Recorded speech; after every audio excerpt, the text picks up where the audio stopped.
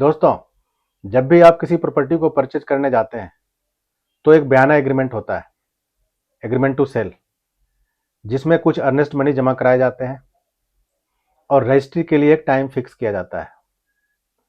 फिर उस बयाना एग्रीमेंट के बाद अगर ऑनर रजिस्ट्री कराने से मना करे या उस एग्रीमेंट टू सेल से पीछे हट जाए तो उस कंडीशन में आप कोर्ट के थ्रू रजिस्ट्री करा सकते हैं। लेकिन कोर्ट के थ्रू रजिस्ट्री कराने के लिए एक मियाद होती है, टाइम पीरियड होता है, और उसी टाइम पीरियड के अंदर अंदर कोर्ट में मुकदमा फाइल करना होता है। तो आज के वीडियो में हम चर्चा करेंगे कि कोर्ट के थ्रू रजिस्ट्री कराने के लिए मियाद क्या है और कितनी है। नमस्कार, मैं एडवोकेट प्रभात रंजन, आपका मेरे YouTube channel easy legal tips पर स्वागत है। और अगर अभी तक आपने इस चैनल को सब्सक्राइब नहीं करा है तो कृपया करके लाइक, सब्सक्राइब और शेयर जरूर कर दें ताकि ज़्यादा से ज़्यादा लोगों तक यह इन्फॉर्मेशन पहुंच सके।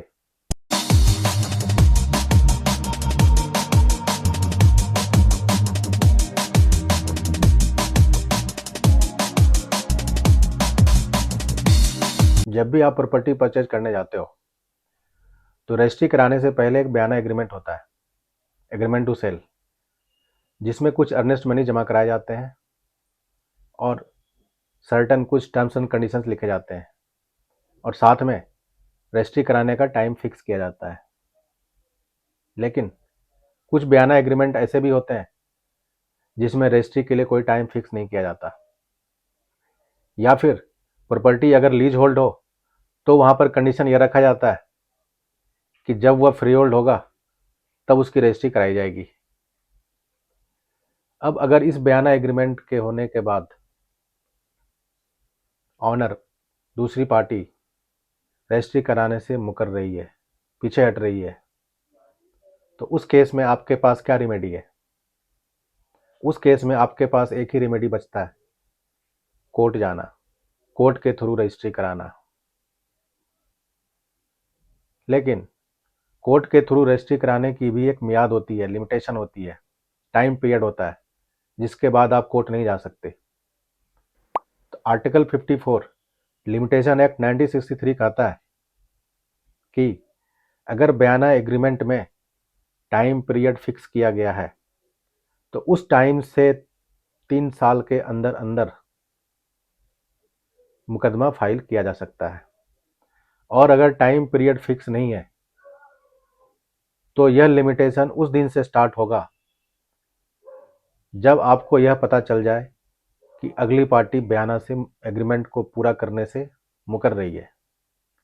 यानी कि जिस दिन आपको पता चल जाए कि दूसरी पार्टी मना कर रही है, मुकर रही है, उस दिन के बाद से 3 साल के अंदर अंदर कोर्ट में मुकदमा फाइल हो जाना चाहिए।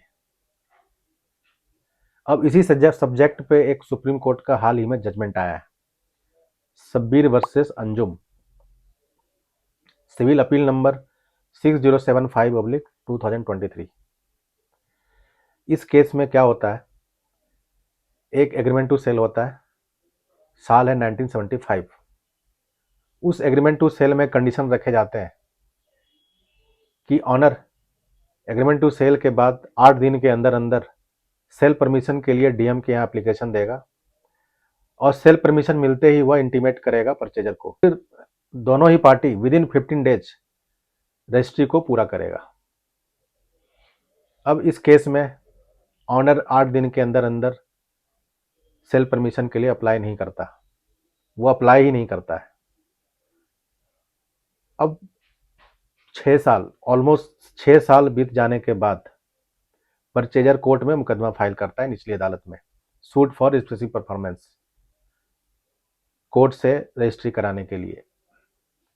निचली अदालत उस केस को डिक्री कर देती है, जबकि वहां पर ऑनर का लिमिटेशन का ऑब्जेक्शन होता है कि विद इन टाइम फाइल नहीं किया गया, फिर भी निचली अदालत डिक्री कर देती है। अब उस फैसले के against honour first appellate court में जाता है। फर्स्ट अपीलेट कोर्ट उस ऑर्डर को रिवर्स कर देती है और उस मुकदमे को डिसमिस कर देती है on the ground of limitation. अब दूसरी पार्टी हाई कोर्ट चली जाती है सेकेंड अपील में। अब सेकेंड अपील में हाई कोर्ट फिर से ऑर्डर को रिवर्स कर देती है और ट्रायल कोर्ट के ऑर्डर को बहाल कर देती है, यानी कि सूट को फिर से टिकरी कर देती है। अब इस ऑर्डर से एग्रीव्ड होकर ऑनर सुप्रीम कोर्ट आ जाता है सिविल अपील में।